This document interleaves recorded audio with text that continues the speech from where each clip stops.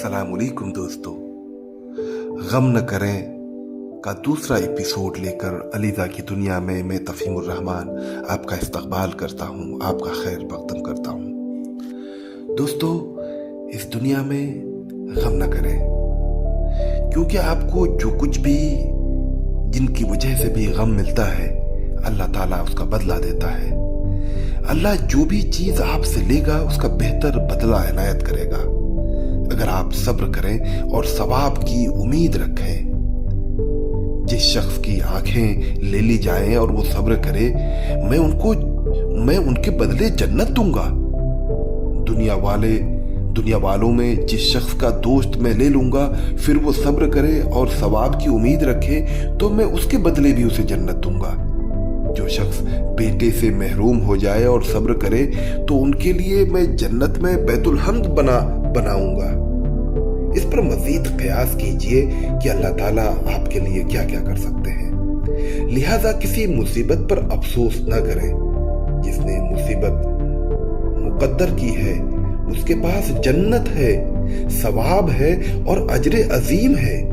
अल्लाह के नेक साले बंदे जो मुब्तलाए मुसीबत हों, उनसे जन्नत में कहा जाएगा, तुम पर सलामती हो कि तुमने सब्र किया, तुम पर सलामती हो कि तुमने सब्र किया, बस तुम्हें क्या ही बेहतर ठिकाना मिला है। तुम इस ठिकाने में हमेशा हमेशा के लिए तुम आबाद हो चुके हो, तुम्हें अब यहाँ से कभी नहीं निकाला जाएगा।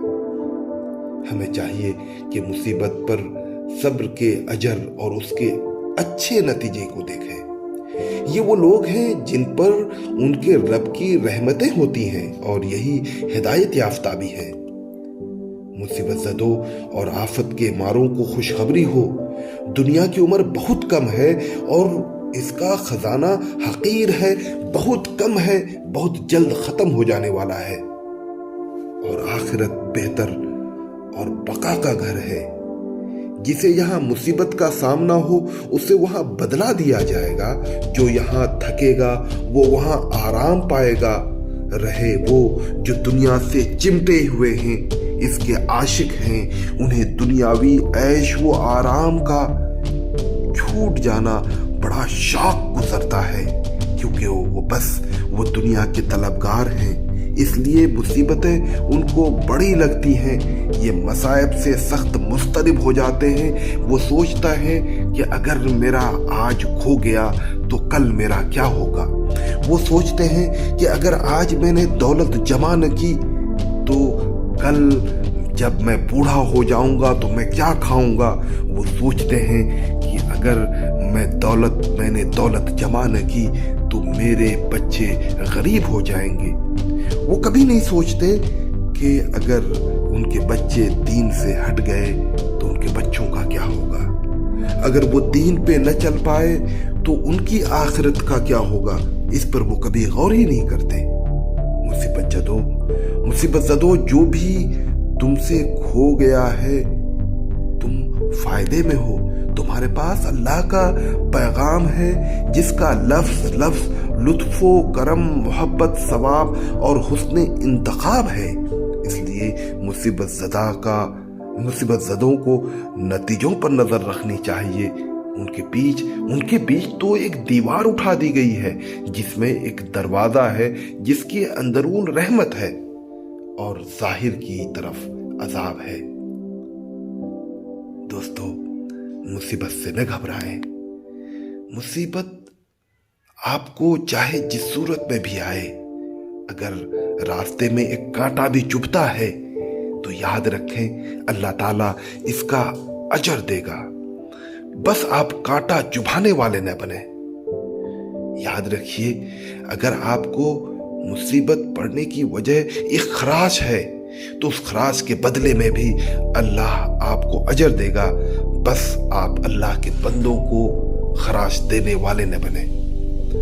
अगर आपके जिस्म के कोई अज्जा कोई भी तकलीफ में हो, आपका जिस्म का कोई टुकड़ा, तो आप यकीन जानिए अल्लाह इसके बदले में भी आपको अजर देगा। बस आप अल्लाह के बंदों को किसी तकलीफ में मुब्तला न करें। याद रखिए اللہ تعالیٰ تب تک معاف نہیں کرتا جب اللہ کے بندے آپ کو معاف نہیں کر دیتے۔ اس لیے اللہ کے بندوں کا خیال رکھیں، اپنے پڑوسیوں کا خیال رکھیں، مصیبت زدوں کا خیال رکھیں۔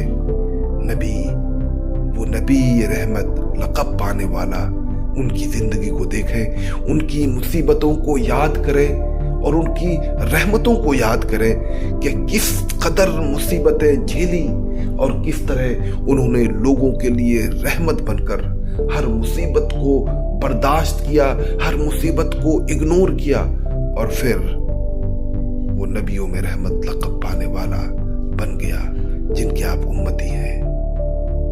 ان کی امتی ہونے کی وجہ سے آپ کو یہ مصیبتیں برداشت کرنی پڑیں گی۔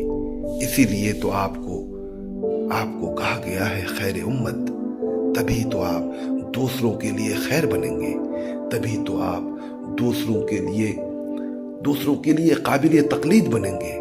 اگر آپ مصیبت کو برداشت نہیں کریں گے تو آپ قابل تقلید ہو ہی نہیں سکتے۔